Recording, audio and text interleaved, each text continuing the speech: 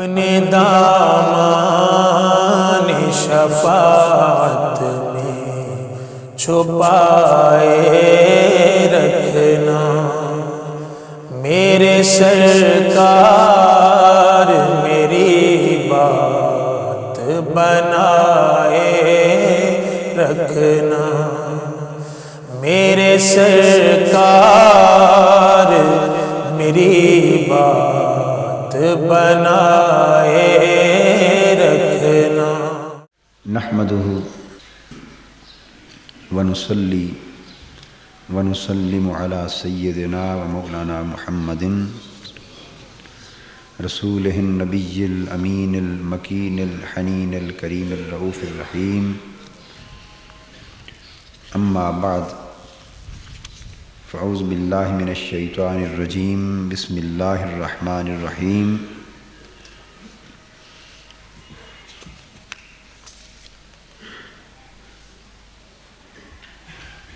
فأزلهم الشیطان عنہا فأخرجہما مما کانا فیہ وقلنا اہبطوا بعضکم لبعض عدو ولکم فی الارض مستقر ومتاع الی حین فتلقى آدم من ربہ کلمات فتاب علیہ انہ هو التواب الرحیم۔ قلنا اہبطوا منہا جمیعا فإما يأتينكم مني هدى فمن تبع هداي فلا خوف عليهم ولا هم يحزنون۔ صدق اللہ مولانا العظیم۔ محترم خواتین و حضرات، اللہ جل مجدہ کا فضل ہے کہ اس نے ہمیں توفیق عطا فرمائی کہ زندگی میں پھر ماہ رمضان المبارک کی سعادتوں اور برکتوں سے بہرہ یاب ہوں۔ ہمارا موضوع سلسلہ وار درس اور خطاب کا موضوع جمعۃ المبارک پر جو چل رہا ہے، اتفاق سے اس کی مناسبت بھی ماہ رمضان المبارک کے احوال کے ساتھ ہے۔ احوال سے میری مراد یہ ہے کہ اس پاک مہینے میں ہمیں کن امور کی طرف توجہ زیادہ کرنی چاہیے، تو موضوع بھی اسی امر کی طرف متوجہ کرتا ہے، اور وہ موضوع آپ کو یاد ہوگا، وہ ہے کہ ہم نے جنت کیسے کھوئی اور اسے کیسے پائیں گے۔ اس پر آیت نمبر 35 سورہ بقرہ کی آیت نمبر 35 کے حوالے سے اس کے بعض پہلوؤں پر گفتگو ہو چکی تھی۔ آج ہم اپنی گفتگو یہاں سے شروع کرنا چاہتے ہیں کہ اللہ جل مجدہ نے ارشاد فرمایا کہ شیطان نے پھر آدم علیہ السلام اور حضرت حوا رضی اللہ تعالی عنہا کو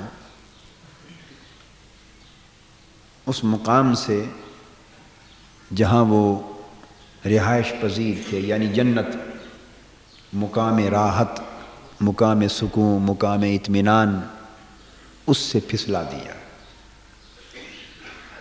پھر وہ مقام راحت اور چین اور سکون اور اطمینان کا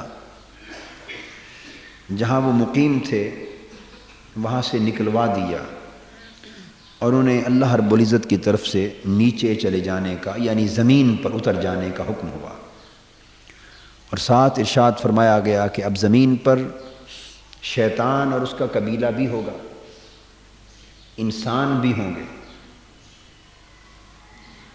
اور تم میں سے بعض کے دشمن ہوں گے، آپس میں تمہاری دشمنیاں ہوں گی، عداوتیں ہوں گی۔ ایک مستقل آزمائش کا نظام زمین پر تمہیں دکھائی دے گا، اور تمہیں اس آزمائش کے نظام سے گزرنا ہوگا،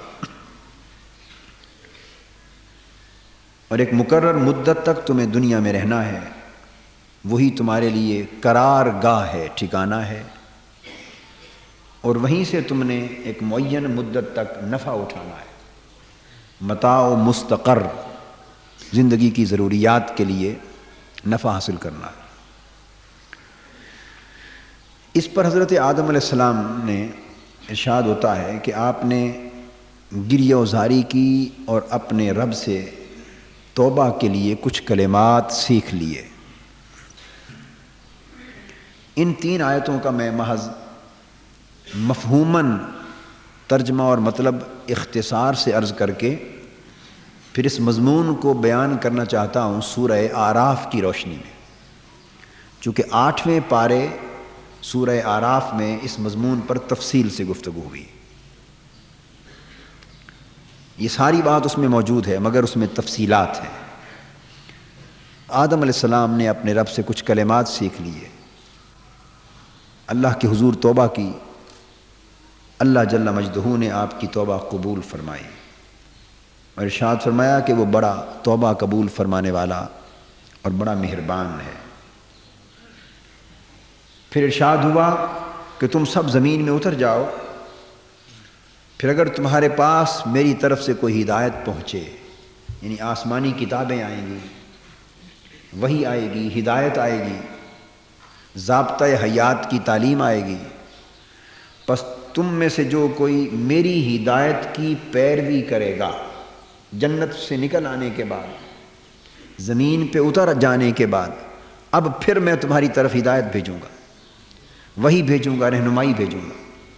تم میں سے جو کوئی اب میری اس عطا کردہ ہدایت کی پیروی کرے گا اور اس راہ پر چلے گا اور اپنی زندگی کو میری ہدایت کے مطابق ڈھال لے گا، فلا خوف علیہم ولا ہم یحزنون، تو اسے پھر خوف کی زندگی سے نکال لوں گا، اسے پھر غم و حزن کی زندگی سے نکال لوں گا، اس کے لیے نہ کوئی خوف ہوگا نہ کوئی رنج و ملال ہوگا، یعنی پلٹ کر پھر جنت کی طرف اسے راستہ مل جائے گا۔ اب جن چیزوں کا اس مقام پر ذکر ہے ان میں سے ایک ہے اعتراف خطا، کیا؟ دوسری چیز ہے ندامت، شرمندگی، تیسری چیز ہے گریہ وزاری، چوتھی ہے ترک خطا، اس خطا اور گناہ کو چھوڑ دینا، پانچویں ہے طلب معافی، اور چھٹی ہے اتباع ہدایت۔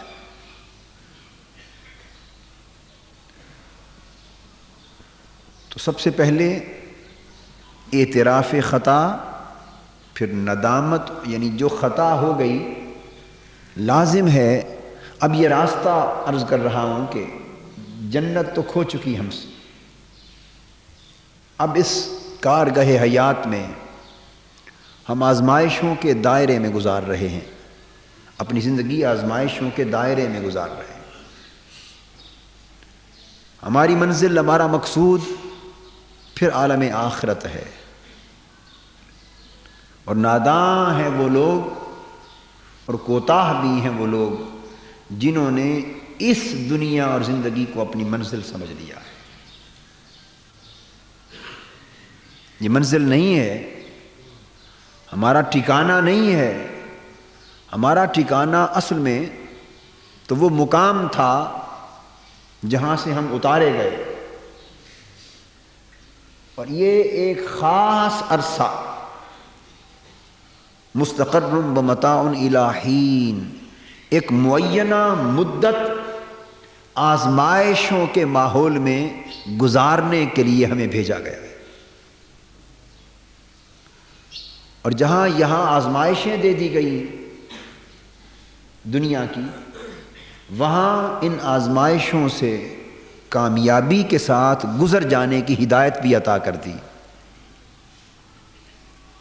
مگر ایک معینہ مدت گزار کے ہمیں پھر اپنی منزل کی طرف جانا ہے، وہ منزل ہمارا وہ وطن ہے جہاں سے ہم آئے ہیں، جس وطن سے ہم جدا کیے گئے، اور جس وطن کی جدائی پر اہل طاعت، اہل محبت اور اہل درد کی روحیں روتی اور چیختی رہتی ہیں کہ ہم وطن سے جدا کر دیے گئے، وطن سے جدا ہونے کے بعد ہمیں اس دنیا میں ایک مقرر اور معین مدت کے لیے بھیجا گیا، اس میں ہمیں مستقر دیا گیا تاکہ ہم نے چونکہ یہاں ٹھہرنا ہے سو ہمارا ٹھکانہ بنے، اس میں رہائش گاہیں ہوں، زندگی کے بسر اوقات کا نظام ہو، ومتاع، اور چونکہ ہم نے 40 50 60 70 80 90 برس اس دنیا میں گزارنے ہیں تو صرف اتنے عرصہ حیات کے لیے ہمیں کاروبار دیا گیا۔ لقد مکناکم فی الارض وجعلنا لکم فیہا معائش، ہم نے تمہیں زمین میں ایک مقرر مدت کے لیے تمکن دیا ہے، ٹھہرنا عطا کیا ہے، اور تمہارے رہنے سہنے کھانے پینے اور گزر اوقات کے لیے اس میں سامان معیشت رکھا ہے۔ کسی کو کاروبار دے دیا، کسی کو تجارت دے دی، کسی کو زمین سے زراعت دے دی، کسی کو ملازمت دے دی، کسی کو حضر میں، کسی کو سفر میں، کسی کو یہاں، کسی کو وہاں۔ الغرض نظام معیشت اور نظام معاشرت کے ذرائع پیدا فرما دیے، مگر یاد رکھ لیں کہ یہ سارا کاروبار حیات، یہ معیشت کمانے کے سارے ذرائع، یہ ملازمتیں، یہ تجارتیں، یہ صنعتیں، یہ کاروبار، یہ معاش، یہ رہائش گاہیں، یہ سفر، یہ حضر، یہ سارا کچھ اس معین مدت کی زندگی کا سامان تو ہے، مگر یہ سارا کچھ نہ ہماری منزل ہے، نہ ہمارا مقصود ہے، نہ ہمارا مطلوب ہے، اور نہ یہ سارا کچھ ہمارا ہے۔ یہ یہیں کا پیدا کردہ ہے اور یہیں دھرا کا دھرا رہ جائے گا اور ہم اسے چھوڑ کے آگے چلے جائیں گے۔ انسان کی چیز تو وہ ہوتی ہے جو شروع سے ساتھ ہو اور ہمیشہ ساتھ رہے۔ یہ تو اس دنیا کی وَلَكُمْ فِي الْأَرْضِ مُسْتَقَرٌّ وَمَتَاعٌ إِلَىٰ حِينٍ، ہم نے نفع اٹھانے کے ذرائع پیدا کر دیے اور رہنے سہنے کے ذرائع مستقر اور ٹھکانے دے دیے، مگر ناداں انسان یہاں آ کر ان ٹھکانوں کو اپنا مستقل آشیانہ سمجھ بیٹھا، ان ٹھکانوں کو اپنی منزل مقصود سمجھ بیٹھا، اور ان ذرائع معیشت اور سامان معیشت کو اس نے اپنی منزل حیات سمجھ لیا۔ اللہ رب العزت نے فرمایا کہ یہ ایک معین مدت کے لیے دیا ہے، کہیں ان میں گم ہو کر نہ رہ جانا، بھٹک نہ جانا، بھٹک نہ جانا، اس لیے کہ اس تصور سے ہی بھٹکنے کا آغاز ہوگا۔ اگر اس زندگی کو دائمی زندگی جانا تو اسے دائمی زندگی سمجھنے سے ہی تمہارے بھٹکنے اور پھسل جانے کا آغاز ہوگا، حالانکہ یہ زندگی دائمی نہیں، دائمی زندگی وہ تھی جہاں سے ہماری زندگی کا آغاز ہوا، وہ دائمی منزل تھی اور ہمیں جانا بھی ہے وہیں۔ دائمی زندگی وہ تھی، مگر بھٹکنے کا آغاز، بہکنے کا آغاز اور پھسلنے کا آغاز کہاں سے ہوا؟ اسی تصور خلود سے ہوا، ہمیشہ رہنے کے تصور سے غلطی ہو گئی۔ نکتہ یہ سمجھنے والا، یہ زندگی جسے ہم ہمیشہ کی زندگی سمجھ بیٹھے ہیں، یہ تو ہمیشہ کی زندگی ہے ہی نہیں، یہ تو الہی ایک معین مدت کے لیے ہے، وہ زندگی ہمیشہ کی زندگی تھی، اور اب ہم پلٹ کر جب جائیں گے تو پلٹ کر جانے کے بعد اولئک جزاؤہم مغفرۃ من ربہم وجنات تجری من تحتہا الانہار خالدین فیہا ونعم اجر العاملین۔ اب پلٹ کر جائیں گے، اب جنتیں نصیب ہوں گی، بہشتیں نصیب ہوں گی، عالم آخرت کی نعمتیں نصیب ہوں گی، اور بارگاہ رب العزت کی قربتیں نصیب ہوں گی، اور جتنے انعامات سے ہم نوازے جائیں گے، خالدین فیہا، اب خلود ہوگا، اب اس میں ہمیشہ رہنا نصیب ہوگا، وہاں سے پلٹ کر واپس کوئی نہیں آئے گا۔ مگر جو نکتہ عرض کرنا چاہتا ہوں، ہماری زندگی کا آغاز اسی دائمی زندگی سے ہوا، مگر وہ ایک آزمائش تھی، وہ بھی ایک آزمائش تھی. کیوں کہ ساتھ فرما دیا تھا لا تقربا هذه الشجرة فتكونا من الظالمین. اگر کوئی پابندی نہ لگائی جاتی تو زندگی آزمائش نہ ہوتی. نقطہ سمجھانا یہ چاہتا ہوں کہ کسی پابندی ہی سے آزمائش بنتی اور پابندی کے اٹھ جانے سے آزمائش ختم ہو جاتی.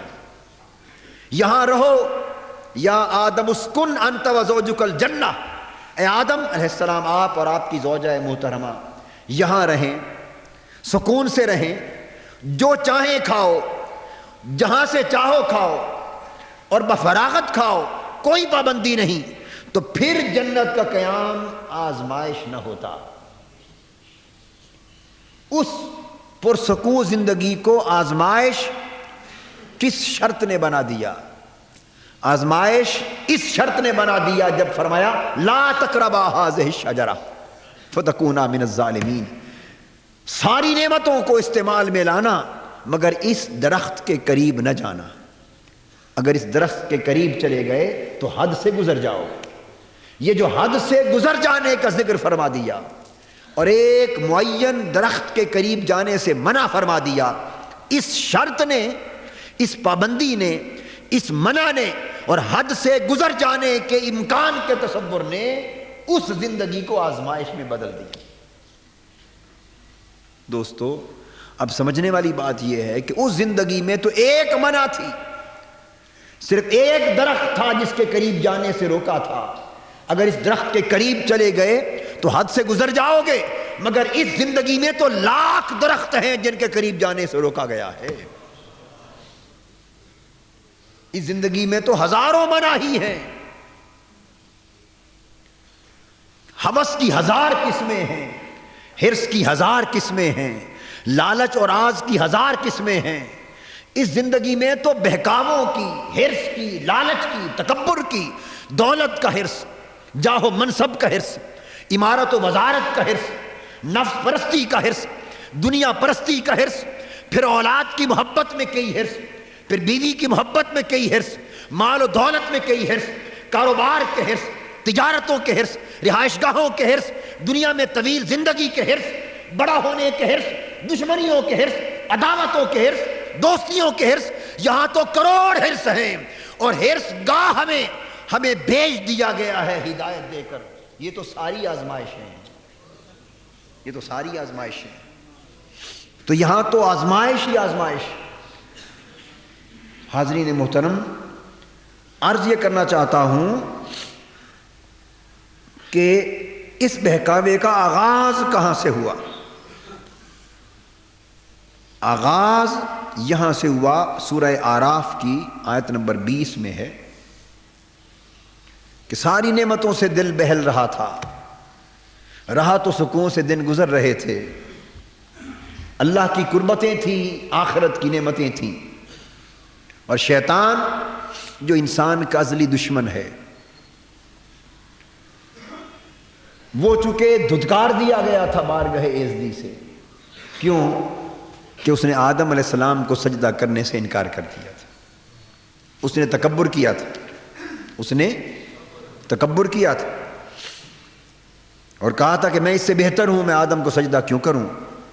تو اللہ پاک نے فرمایا قال فاہبط منہا فما یکون لک ان تتکبر فیہا فاخرج انک من الصاغرین.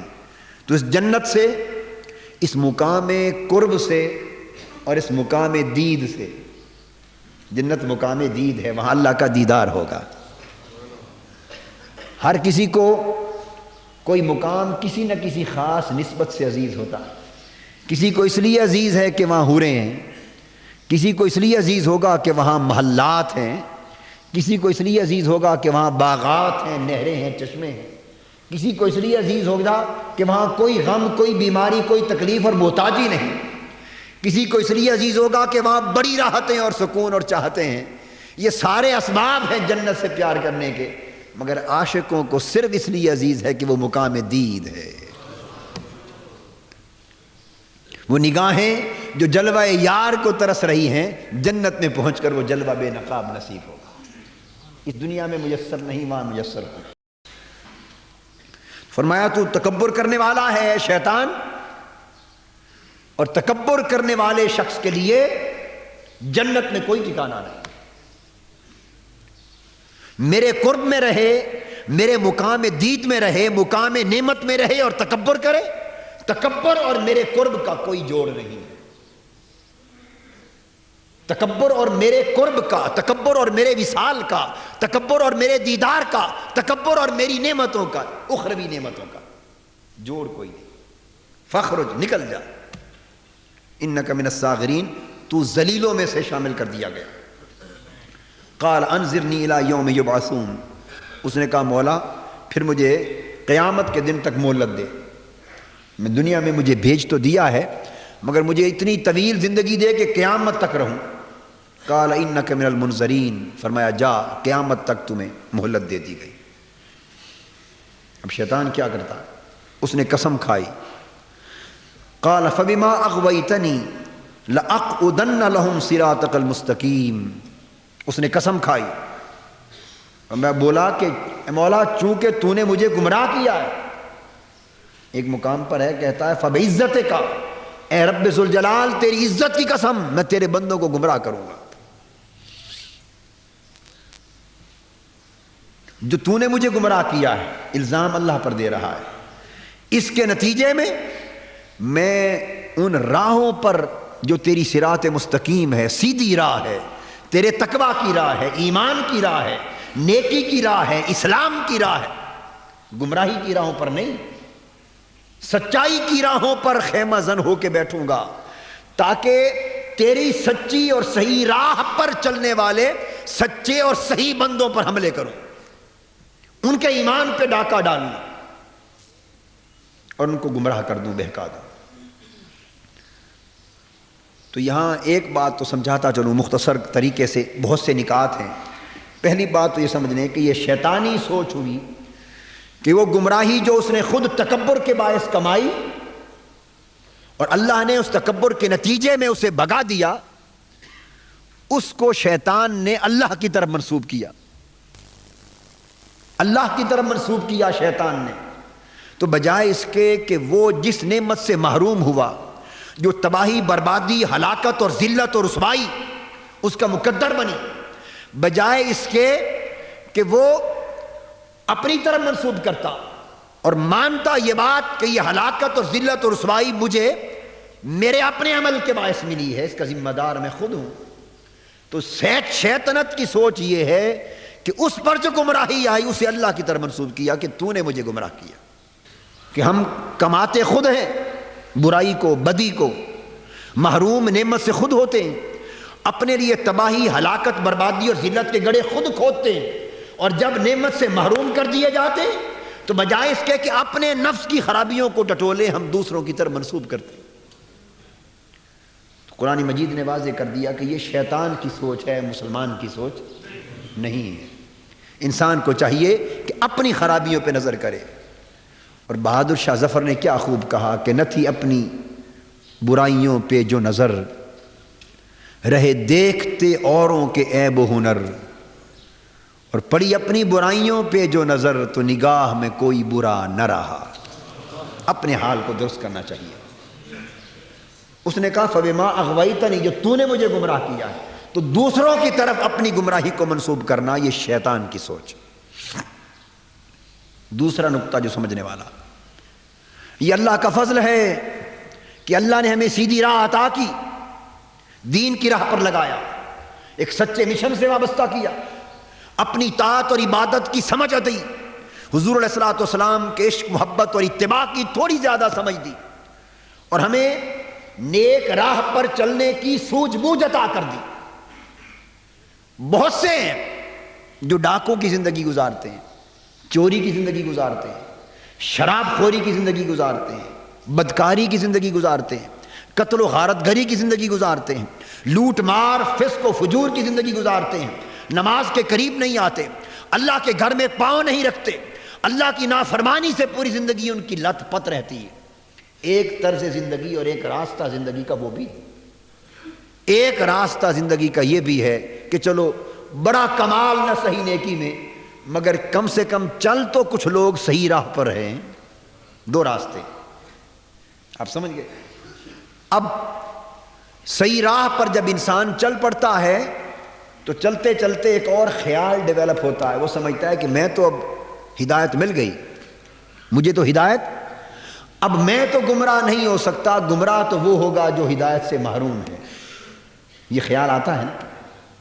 یہاں سمجھنے والی بات ہے کہ جو گمراہ ہے شیطان کو اسے بہکانے کی فکر ہی نہیں، وہ تو پہلے ہی اسی کی راہ پر ہے، وہ تو پہلے ہی اسی کی راہ پر ہے، اس کا سنگتی ہے۔ شیطان کو فکر، تکلیف اور اذیت انہی لوگوں سے ہے جو راہ راست پر چل رہے ہیں، جو راہ ہدایت پر چل رہے ہیں۔ جو آدمی غفلت سے سویا ہے، نماز نہیں پڑھتا، شیطان کو تو اس کی فکر ہی نہیں، وہ پہلے ہی اس کا کام کر رہا ہے۔ شیطان کو فکر اسی کی ہے جو اللہ کے حضور عبادت کے لیے چل کے جا رہا ہے۔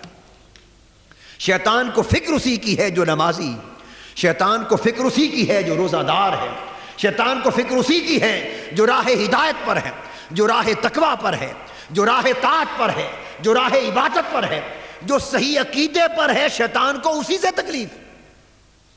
جو گمراہ ہے، بد عقیدہ ہے، اس کی کوئی فکر شیطان کو، وہ تو اس کے لشکر میں ہے۔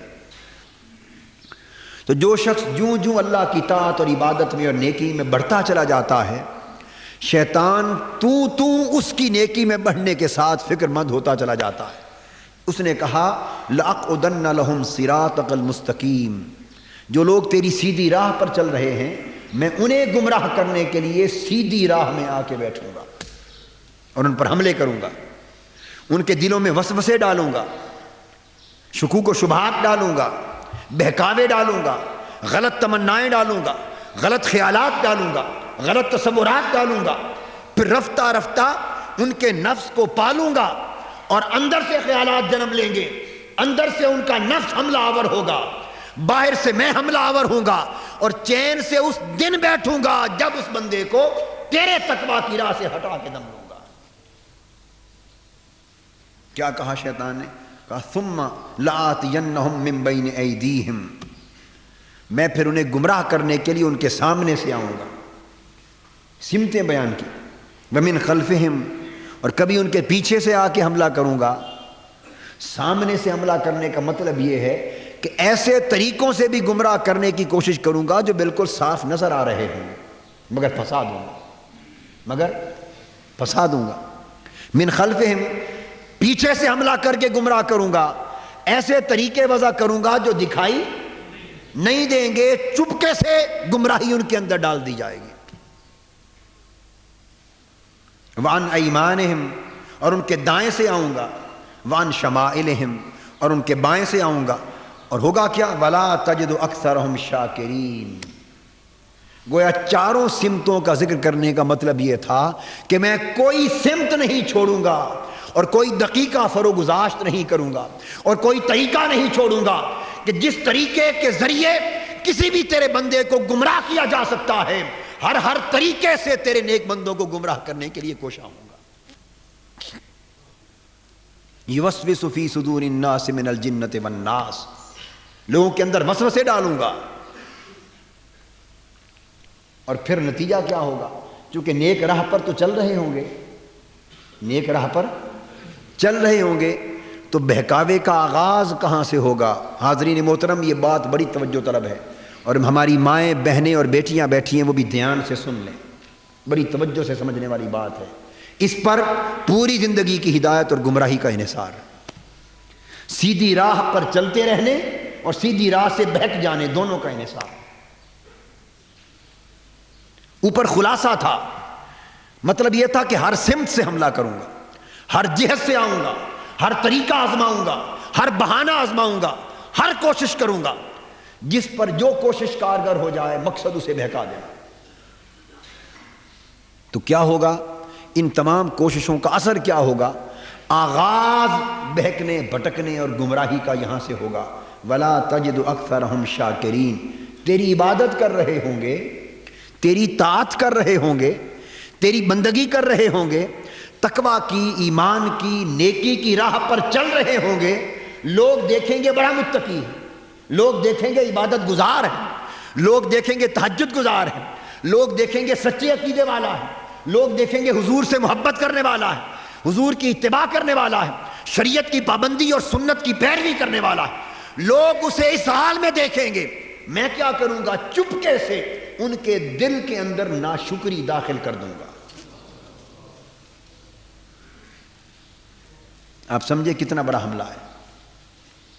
چپکے سے ان کے دل کے اندر ناشکری داخل کر دوں گا۔ اب آپ اگر گریبانوں میں جھانکیں اب بھی اور بعد بھی تو سوچئے، بولیے کتنا بڑا حملہ ہے، کتنا بڑا حملہ ہے۔ بڑے بڑے تہجد گزار، عبادت گزار، نیک متقی افراد، ناشکری کا دروازہ وہ دروازہ ہے کہ وہ حالت سجدہ میں بھی سجدے کی لذت چھین لیتا ہے۔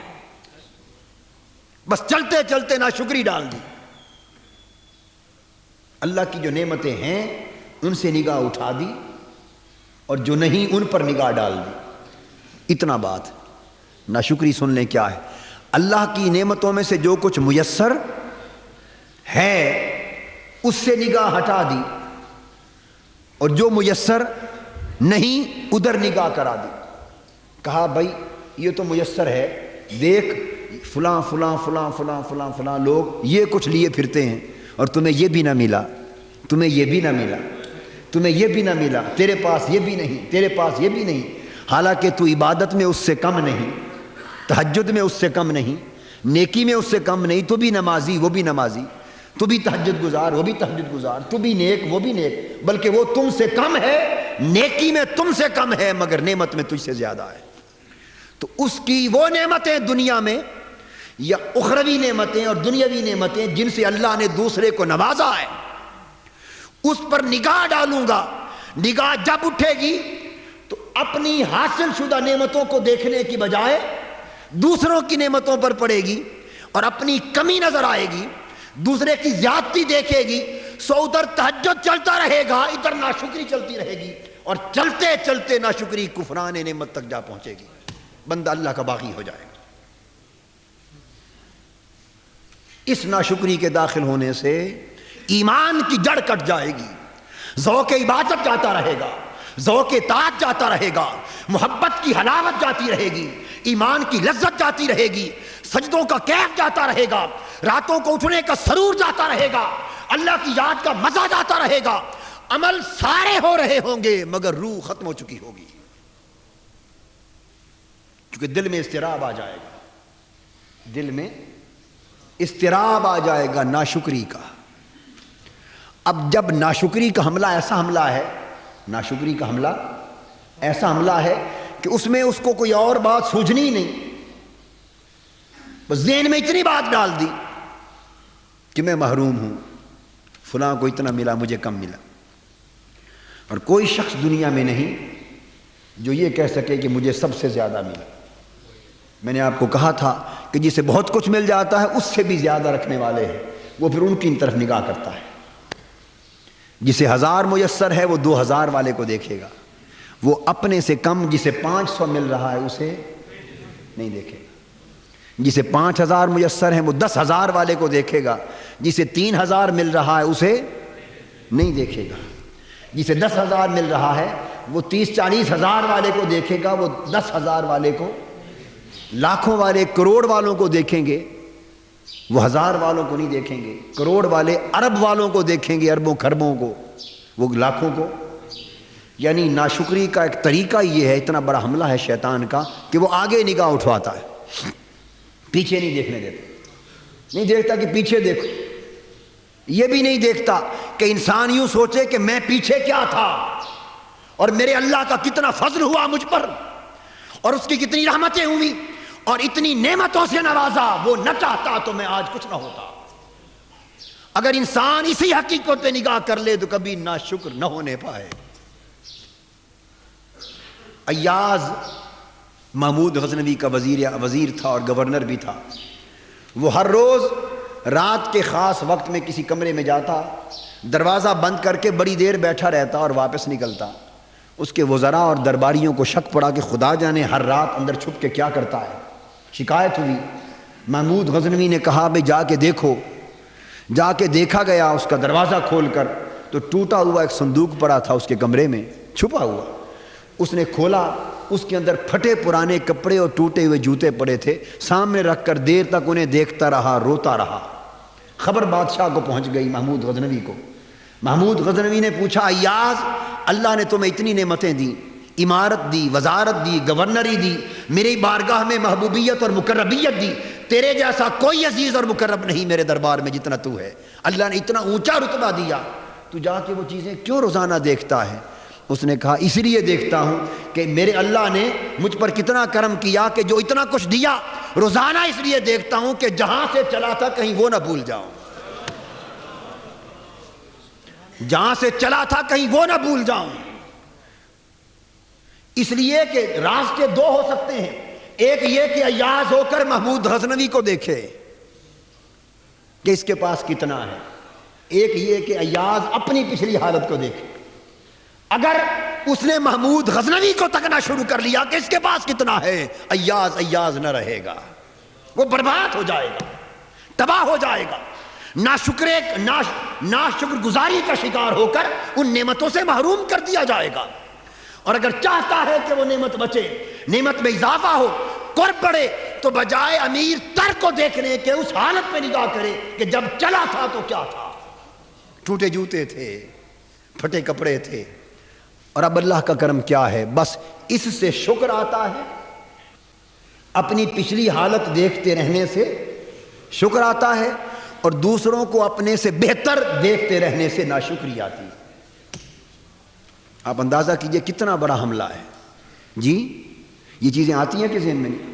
بیماری کثرت سے آئی تو یہی خیال آئے گا بھئی عبادت بھی کریں، نماز بھی پڑھیں، روزہ بھی رکھیں، اور بیماریاں ہمارے لیے ہی رہ گئیں۔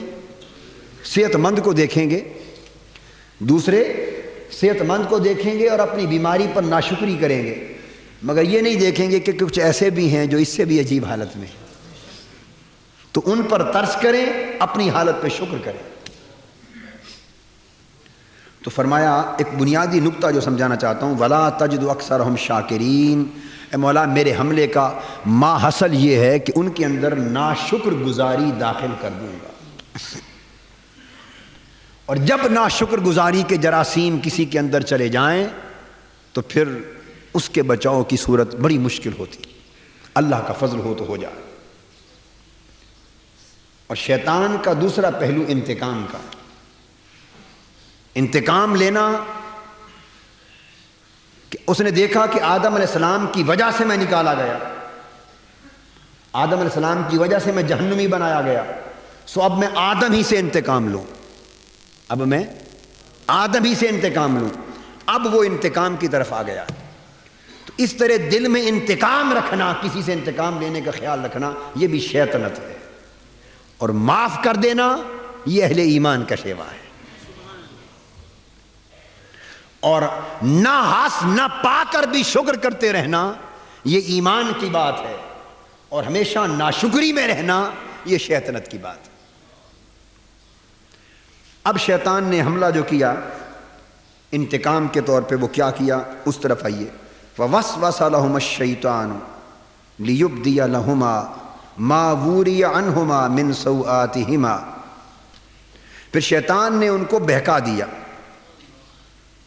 اب یہاں ایک نقطہ سمجھ لیں، فَوَسْوَسَ لَهُمَا، وسوسے سے بہکا دیا، گناہ نہیں کیا آدم علیہ السلام نے، ارادہ نہیں تھا نافرمانی کا، نقطہ سمجھ لیں، ارادہ نافرمانی کا نہیں تھا، بہک گئے۔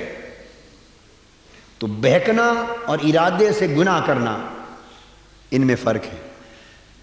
بہکنا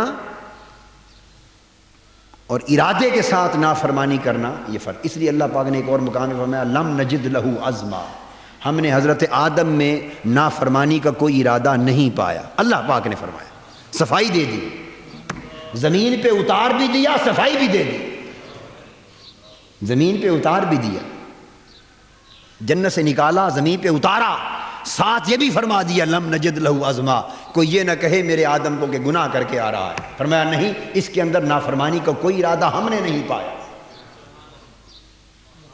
ہوا کیا، ایک بہکاوا ہو گیا، اس بہکاوے کو سمجھنے کی ضرورت۔ بہکاوا کیا تھا؟ قال ما نہاکما ربکما عن هذه الشجرة الا ان تکونا ملکین او تکونا من الخالدین، جو نقطہ میں نے عرض کیا تھا، عارضی زندگی کو ہمیشہ کی زندگی سمجھ بیٹھنا.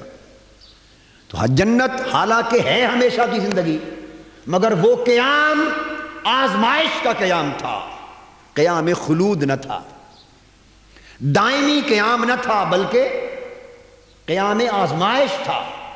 اور قیام آزمائش معین ہوتا ہے، مقرر مدت کے لیے ہوتا ہے.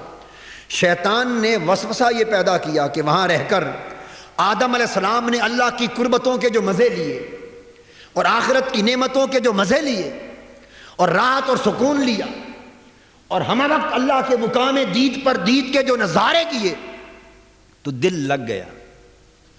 دل وہاں، اور لگنا ہی تھا، وہ دل لگنے کی جگہ تھی، کوئی بری جگہ تو نہیں تھی. بری جگہ اللہ کی نعمتوں کا گھر تھا اور اخروی نعمتوں کا گھر تھا، پھر اللہ کے مقام قرب کا گھر تھا اور مقام دید کا گھر تھا. دل لگ گیا. جب دل لگ گیا تو اب شیطان نے اس دل کے انس سے ناجائز فائدہ اٹھانے کی کوشش کی. اس نے آ کے قسمیں کھائیں. وَقَاسَمَهُمَا إِنِّي لَكُمَا لَمِنَ النَّاصِحِينَ. اس نے آ کے اللہ کی قسمیں کھائیں اور کہا کہ میں ایک خیر خواہی کی بات کرنا چاہتا ہوں. اور قسمیں اللہ کی کھائیں، اللہ کی قسم کھائی اور کہا خیر خواہی کی بات کرنا چاہتا ہوں. عاشق لوگ محبوب کے نام کی قسم کھا کر اعتبار کر بیٹھے. ہائے ہائے ہائے، محبت والے تھے، محبوب کا نام سن کر اس کی قسم کھا کر اعتبار کر بیٹھے. اور چونکہ من میں کوئی میل نہ تھا تو سمجھا کہ یہ قسم کھانے والا بھی میل اس میں اعتبار کر بیٹھے. پوچھا کیا ہے؟ اس نے کہا کہ تمہیں جو روکا گیا تھا ابتدا میں اس درخت کے قریب نہ جانا، وہ بالکل شروع کی بات ہے. چونکہ آپ کی رہائش پہلے یہاں نہیں تھی، آپ نئے نئے آباد کیے گئے تھے، تو ابتداً ایک پابندی لگائی گئی. اب آپ یہاں رہ کر یہاں کے عادی ہو گئے. اب اگر آپ وہ درخت کا پھل کھا بھی لیں تو کوئی حرج، وہ منع ابتدا کے لیے تھی. اب تو آپ یہاں کے باشندے بن گئے ہیں، اب یہاں کے باشندے بن گئے ہیں. اور یہ قسم کھا کے کہا کہ منع اس لیے کیا تھا، اگر تم نے یہ درخت کا پھل کھا لیا تو پھر تم ہمیشہ یہی رہنے والے بن جاؤ گے. یہ زندگی تمہاری ہمیشہ کی زندگی ہو جائے گی، یا فرشتے بن جاؤ گے یا جنت میں ہمیشہ قیام ہوگا.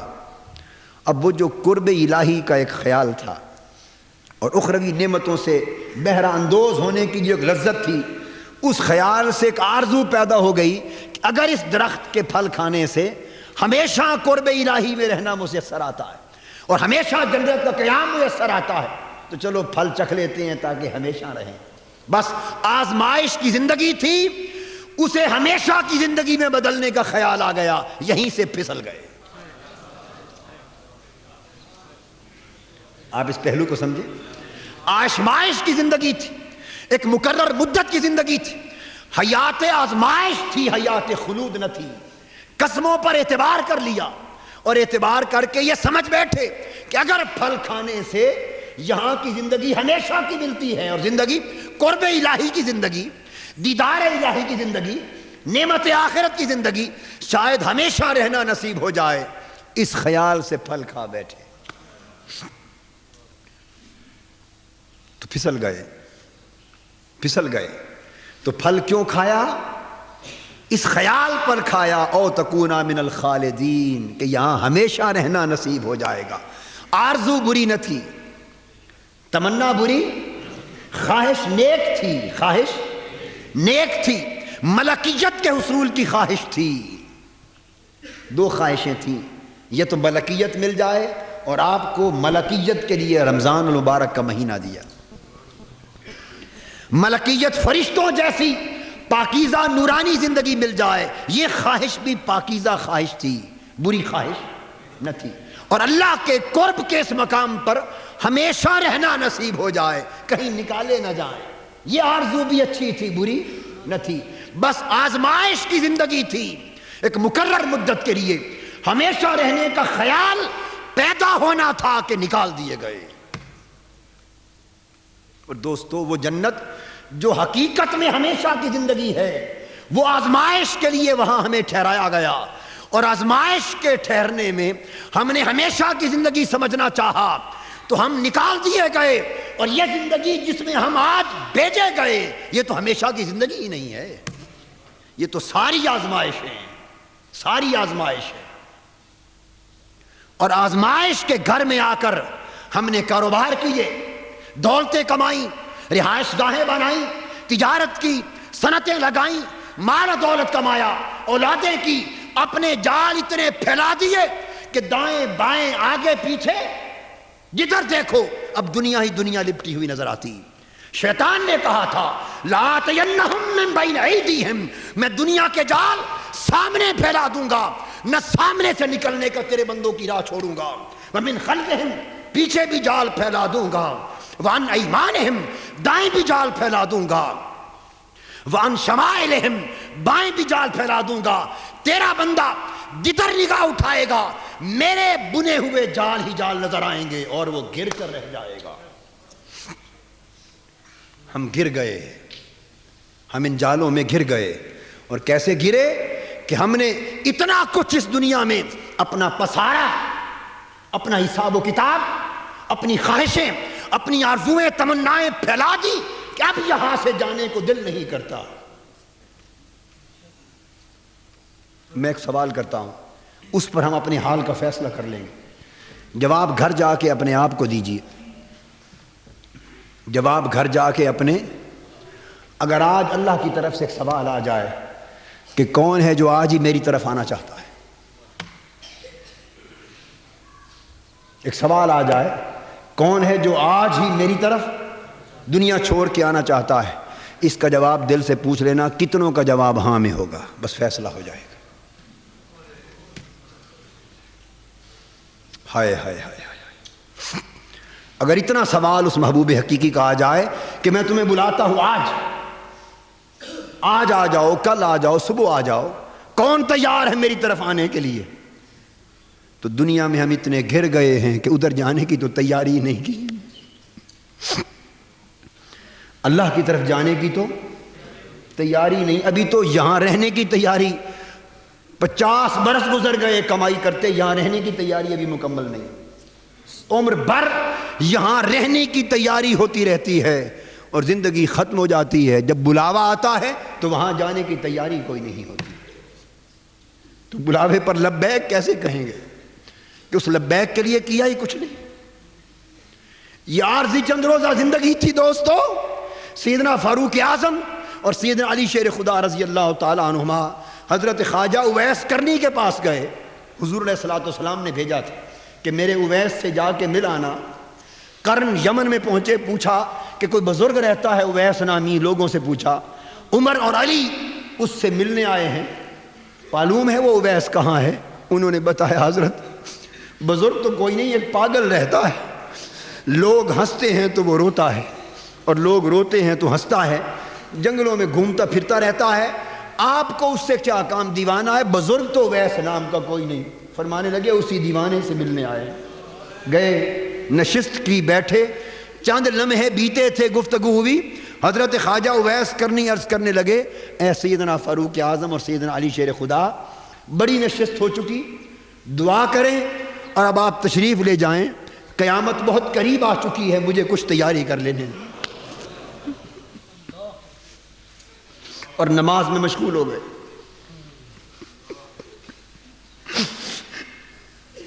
قیامت قریب آ چکی، کچھ تیاری کر لینے دے۔ وہ لوگ جو آخرت کی تیاری کی فکر کرتے ہیں اور دیدار مولا کی تیاری کی فکر کرتے ہیں، انہیں تو ایک لمحہ بھی مشکل سے گزرتا۔ قیامت قریب ہے، تیاری کر لینے دے۔ سوچنا یہ ہے ہم نے کتنی تیاری کی ہے آخرت کے لیے، اللہ کے حضور پیشی کے لیے، اس مولا کے دیدار کے لیے، اس کے روبرو پیش ہونے کے لیے۔ ہم تو دنیا کی لذتوں سے بھی ابھی فارغ نہیں ہو رہے، دنیا کی آسائشوں سے بھی فارغ نہیں ہو رہے، دنیا کی حرص اور ہوس سے بھی فارغ نہیں ہو رہے، ابھی ناشکریوں میں پھنسے ہوئے ہیں۔ وہاں جانے کی تیاری کس نے کی ہے ہم میں سے؟ دوستو جنت سے نکالے اس لیے گئے تھے کہ نیک آرزو کی تھی کہ یہاں ہمیشہ کا رہنا نصیب ہو جائے. فرمایا آزمائش کی زندگی کو ہمیشہ کی زندگی بنانا چاہتے ہو، اب جاؤ دنیا میں، اور اب جنت پانا چاہتے ہو تو طریقہ یہ ہے کہ یہ زندگی آزمائش کی زندگی ہے، اسے ہمیشہ کی زندگی نہ سمجھ بیٹھنا. نگاہ ہمیشہ کی زندگی پر رکھو اور ایسا وقت گزارو کہ دل یہاں رہنے سے بڑھ کر وہاں جانے کو کرے.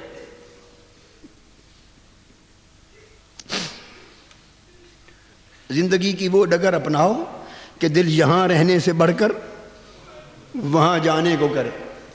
کیوں فرمایا بعض بزرگوں نے نشان مرد مومن بات و گویم چو مر گائے آیت تبسم بر لب اوست. مرتے ہیں تو لوگ روتے ہیں اور مرد مومن ہنستا ہے.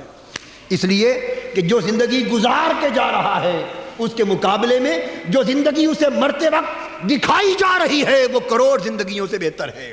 وہاں نعمتیں ہیں، مولا کا قرب ہے، مولا کا دیدار ہے، مولا کی چادر رحمت ہے، اس کی عنایتوں کی جولی ہے. آوازیں آ رہی ہیں ففی رحمت اللہ، آؤ میری خاطر زندگی چھوڑ کے آنے والوں، تمہیں اپنی رحمت کی چادر میں چھپا لوں، اپنی محبت کی گود میں چھپا لوں، آؤ میرے دامن میں رحمت میں، اور میں ہمیشہ ہمیشہ تمہیں اپنے سائے میں رکھ لوں.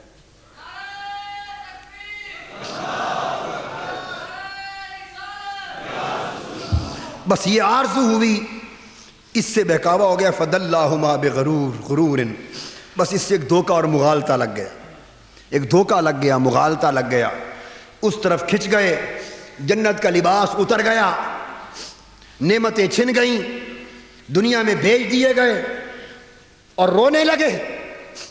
اب مولا کی نصیحت یاد آ گئی. آدم علیہ السلام روتے رہے اور اتنا روئے، اتنی گریہ ازاری کی زمین پر آ کر بھی کہ بعض کتب میں آتا ہے کہ ساری زمین والوں کے رونا اور ان کے آنسو جمع کر دیے جائیں تو حضرت داؤد علیہ السلام کے آنسو بڑھ کر ہیں، اور حضرت داؤد علیہ السلام اور ساری کائنات کے رونے والوں کے سب آنسو ملا دیے جائیں تو حضرت آدم علیہ السلام کے آنسو بڑھ کر ہیں. وہ جو لذت قرب ملی تھی جب معروم ہو گئے تو رونے لگے. ندامت ہوئی، شرمندگی ہوئی، اور شرمندگی کے نتیجے میں پھر یہ لفظ سیکھ لیے اللہ سے، قالا ربنا ظلمنا انفسنا، اے ہمارے رب ہم اپنی جانوں پر ظلم کر بیٹھے، ہم جانوں پر زیادتی کر بیٹھے. وَإِن لَّمْ تَغْفِرْ لَنَا، اور اگر تو نے اب ہمیں معاف نہ کیا، وَتَرْحَمْنَا، اور ہم پہ رحم نہ فرمایا، لَنَكُونَنَّ مِنَ الْخَاسِرِينَ، تو ہم یقیناً خسارے والوں میں ہو جائیں گے. معافی اللہ نے جنت میں قبول کر لی، معافی جنت میں قبول کر لی. فرمایا معاف کر دیتے ہیں مگر زمین پر جانے کا امر جاری ہو گیا ہے، زمین پر چلے جاؤ. 300 سال تک زمین پر آئے اور شرمندگی کے باعث حضرت آدم علیہ السلام نے سر آسمان کی طرف نہ اٹھایا. 300 سال تک سر آسمان کی طرف نہ اٹھایا، روتے رہے. اور معافی ان کلمات سے ہوئی، اور وہ بھی اس طرح کہ ایک روز اچانک جنت میں جب روتے تھے نظر جو اٹھی تو عرش کے پاؤں پر محمد رسول اللہ لکھا ہوا پایا. سمجھ گئے کہ یہی تاجدار کائنات خاتم الانبیاء. اللہ کا محبوب عرض کرنے لگے مولا مجھے معاف کر دے، تجھے تیرے محمد کا واسطہ پیش کرتا ہوں. پوچھا آدم میرے محمد کے واسطے کا خیال کیسے آیا؟ عرض کیا مولا تیرے تخت عرش کے پائے پر دیکھ کے سمجھ گیا، جنت کے دروازوں پر سمجھ گیا، پتے پتے پہ لکھا دیکھ کر سمجھ گیا کہ اس کا واسطہ رد نہیں ہوگا. اللہ نے فرمایا جا آدم تجھے معاف کر دیا. زمین پر آئے، شرمندگی ہوئی، اس شرمندگی کے رونے نے حضرت آدم کے درجے بلند کیے. ایک ایک آنسو جو زمین پر گرتا حضرت آدم کی درجات کی بلندی کا باعث ہوتا. 300 سال تک روئے، سر نہیں اٹھایا. اور پھر نوبت کیا آئی؟ پھر نوبت وہ آئی کہ ان کو خلافت و نیابت کے تاج سے بہرہ کیا گیا. اور آگے فرمایا کہ اسی زمین میں تمہیں رہنا ہے، یہی مرنا ہے. اور آدم علیہ السلام کی اولاد ہو گئی، اور چلتے چلتے ہم سب اس زمین پہ پیدا ہو گئے. خطاب ہوا یا بنی آدم قد انزلنا علیکم لباسا یواری سوآتکم وریشا، اے اولاد آدم ذرا اپنے باپ حضرت آدم کا قصہ یاد کرو. زمین پر آ کر تمہیں بھی ایک لباس دیا گیا ہے، اور تمہارے والد حضرت آدم کو بھی جنت میں لباس عطا کیا گیا تھا۔ یہ لباس تمہارے ستر کو چھپانے کے لیے ہے اور تمہارے لیے زینت ہے۔ لباس تمہیں دے دیا، مگر چاہو کہ وہ لباس ملے جو لباس تمہیں جنت میں لے جائے۔ یہ لباس ستر تو چھپائے گا، یہ لباس ستر تو چھپائے گا، زینت بنے گا، حفاظت کرے گا، سارے کام کرے گا، مگر یہ لباس جنت میں لے جانے والا نہیں۔ فرمایا وَلِبَاسُ التَّقْوَىٰ ذَلِكَ خیر، ایک تقویٰ کا لباس بھی دے کر بیچتے ہیں، جو چاہے کہ پلٹ کر ہمارے پاس آ جائے، وہ دنیا کی زیب و زینت کے لباسوں میں پڑنے کی بجائے تقویٰ کا لباس اپنائے، میری طاعت کا لباس اپنائے، میری بندگی کا لباس اپنائے، میرے حضور سجدہ ریزیوں کا لباس اپنائے، آہوں کا لباس اپنائے، گریہ و زاری کا لباس اپنائے، مجھ سے معافی مانگے، معافی کا لباس اپنائے، میرے لیے روئے، میرے لیے تڑپے، مجھے پکارے، ندائیں دے، رات کے اندھیروں میں چیخے، تڑپے، معافی مانگے، یہ لباس، اور جو حلال کیا اس پہ چلے اور حرام سے بچے۔ جو تقویٰ کا لباس زیب تن کر لے گا، ہم اسے پلٹا کے پھر اپنے پاس بلا لیں گے، پھر اپنے پاس بلا لیں گے۔ اور فرمایا اے آدم کی اولاد، دیکھو شیطان پھر تم پر حملے کرے گا اور تمہیں محروم کرنا چاہے گا، جس طرح تمہارے باپ حضرت آدم پر اس نے حملے کیے تھے۔ کہیں پھر اس کے بہکاوے میں نہ آ جانا، بہکاوے میں نہ آ جانا۔ تو دوستو، یہ ماہ رمضان آیا ہے، عہد کے لیے آیا ہے۔ کیا خبر، کیا زندگی ہے، کتنے دن باقی ہیں، اگلا سال آئے گا یا نہیں؟ سال کی بات تو دور کی ہے، کل بھی طلوع ہوگا یا نہیں؟ آپ دیکھتے ہیں چلتے ہوا آدمی آپ سے مل کے جاتا ہے، خبر آتی ہے کہ ہارٹ اٹیک ہوا اور مرگ ہو گئی۔ آپ کے ساتھ مجلس کر رہا ہے، صحت مند تن و مند ہے، اٹھتا ہے شام کو خبر آتی ہے کہ اچانک سینے میں درد ہوا، فوت ہو گیا۔ زندگی کا کوئی بھروسہ نہیں۔ آؤ جس دنیا میں ہم گر گئے ہیں، اس دھوکے اور فریب سے باہر آئیں اور اپنی اصل زندگی، اپنے اصل وطن اور مولا کا قرب، وہی قرب الہی اصل وطن ہے، اس کی یاد کریں، اس کی طرف پلٹنے کا فکر کریں، اس کے لیے روئیں، اس کی تمنا کریں اور اس کے لیے کچھ تیاری کریں۔ یہ تیاری کا مہینہ آ گیا ہے، یہ تیاری کا مہینہ آ گیا ہے، مگر تیاری تب ہوگی کہ اسے مہینہ نہ سمجھو، اسی کو عمر بنا ڈالو، اسی کو عمر بنا ڈالو۔ اور رمضان کے بعد بھی دن نصیب ہوں، مہینے نصیب ہوں اور سال، تو اسی طرح گزارو کہ بس یہی مہینہ ہے۔ تیاری کا طریقہ یہ ہے کہ جو مہینہ نصیب ہو سمجھو یہی مہینہ ہے، بس معلوم نہیں اگلا مہینہ آگے جا کے نصیب ہوگا۔ اگر ہر مہینہ آخری مہینہ سمجھو تو خیال بدل جائیں، حرام کاریاں بدل جائیں، نافرمانیاں بدل جائیں، فسق و فجور بدل جائیں اور غفلتیں ختم ہو جائیں، ہمارے احوال حیات میں انقلاب آ جائے۔ بس اسی تبدیلی سے ہم اس قابل ہوں گے کہ پھر مولا کے قرب میں جا پہنچے۔ اللہ رب العزت ہمارے حال پہ لطف و کرم فرمائے اور اپنی عنایتوں سے ہمیں نوازے۔ وما علینا الا البلاغ۔ میں نے مانا